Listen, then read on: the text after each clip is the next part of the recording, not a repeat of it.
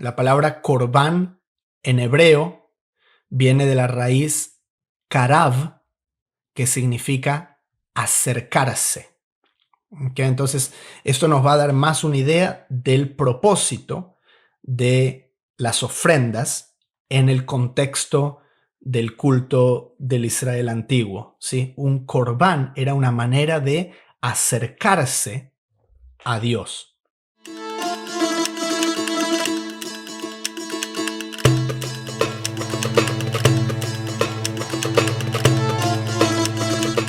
Esta palabra para ofrenda es esta famosa palabra corbán. La palabra corbán, que es traducida como ofrenda, es una palabra general, ¿sí? No solamente para sacrificios animales, sino para cualquier tipo de ofrenda. Luego, a partir de ahí, van a detallarse distintos tipos de ofrenda, como por ejemplo, olá, ¿sí? El corbán olá, que es lo que conocemos como el holocausto. ¿Sí? La palabra holocausto es una palabra que tenía aquí la etimología a través del griego.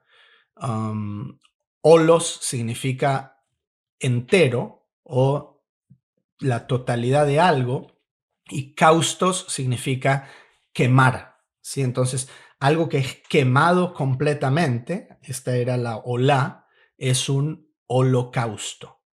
¿Okay? Pero la palabra corbán, ¿sí? Como les decía, abarca, es una palabra abarcativa para todos esos tipos de ofrendas.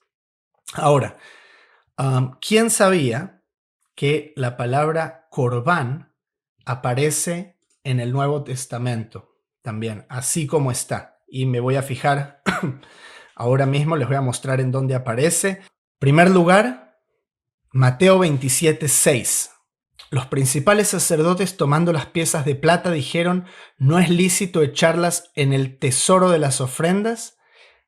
Ahí no aparece la palabra corbán, ¿okay? En el siguiente lugar es donde aparece. Ahora me voy a regresar aquí para mostrarles por qué tengo este pasaje aquí también.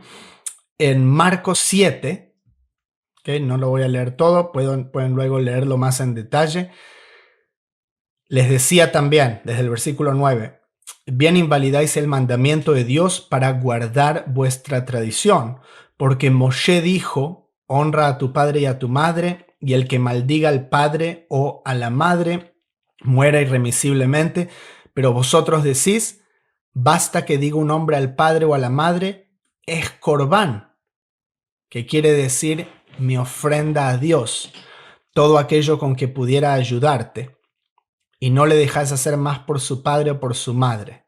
¿Okay? Entonces, está hablando aquí de un contexto en el que una persona, ¿sí?, podía agarrar los recursos con los que hubiese ayudado al padre o a la madre, pero lo hace como una ofrenda a Dios, o hay distintas interpretaciones.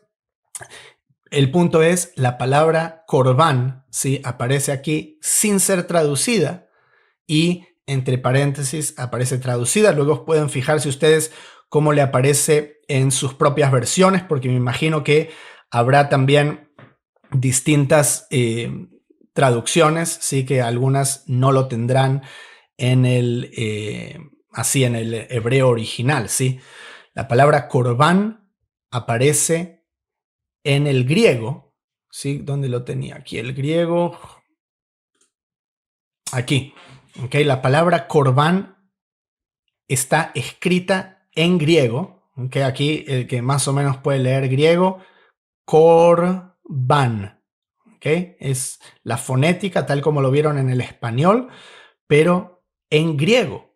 Y esta palabra aparece 2 veces en la versión griega del Nuevo Testamento, así como corbán. Una vez es aquí donde les mostraba en Marcos, la segunda vez es en Mateo 27:6, donde les acababa de mostrar que en el español no está corbán, pero cuando miran el interlinear, ¿sí?, acá aparece esta palabra traducida como, ¿sí?, las ofrendas, el tesoro de las ofrendas. Los principales sacerdotes, tomando las piezas de plata, dijeron: no es lícito echarlas en el tesoro de las ofrendas, de los korbanot, aquí mostrando también, sí, qué abarcativa la palabra corbán realmente era, sí, incluso para ofrendas monetarias en tiempos del Segundo Templo. A todo esto, ¿qué significa la palabra corbán? La palabra corbán en hebreo viene de la raíz karav, que significa acercarse. ¿Okay? Entonces, esto nos va a dar más una idea del propósito de las ofrendas en el contexto del culto del Israel antiguo, ¿sí? Un corbán era una manera de acercarse a Dios. ¿Y cómo era que se acercaba uno a Dios? Traer una ofrenda era la única manera en la que realmente un israelita podía entrar en el templo, incluso. En tiempos del Segundo Templo, y encontré aquí una cita talmúdica también, los sacrificios de las olot, particularmente de gentiles, eran aceptadas. Fíjense aquí. Bueno, se me puso otra vez, lo tenía aquí traducido al español. Déjenme ver si lo podemos encontrar otra vez.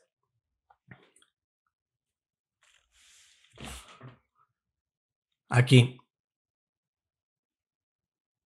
Con respecto a un gentil que ofrece una ofrenda, la intención de su corazón es que la ofrenda, el corbán, sea enteramente sagrado para el cielo y no tiene la intención de que se coma de ella. ¿Okay? Las ofrendas de paz ofrecidas voluntariamente por los gentiles se sacrifican como holocaustos, como olot.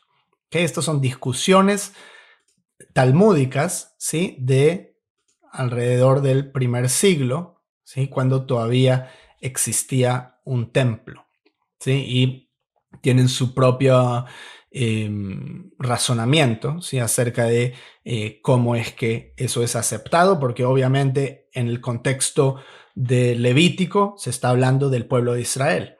Pero interesantemente esto era permitido, que un gentil ofreciese cierto tipo de ofrendas dentro del templo.